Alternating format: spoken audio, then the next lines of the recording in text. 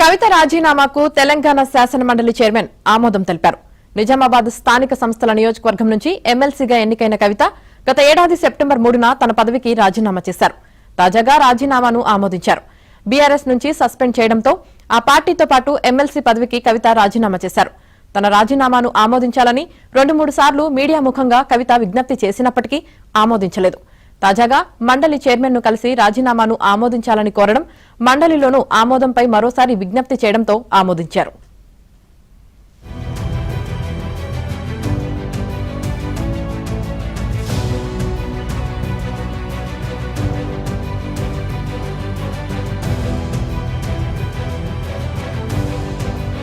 తాజాగా రాజీనామాను ఆమోదించారు. బీఆర్ఎస్ నుంచి సస్పెండ్ చేయడంతో ఆ పార్టీతో పాటు ఎమ్మెల్సీ పదవికి కవిత రాజీనామా చేశారు.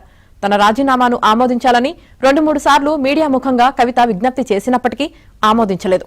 తాజాగా మండలి చైర్మన్ ను కలిసి రాజీనామాను ఆమోదించాలని కోరడం, మండలిలోనూ ఆమోదంపై మరోసారి విజ్ఞప్తి చేయడంతో ఆమోదించారు.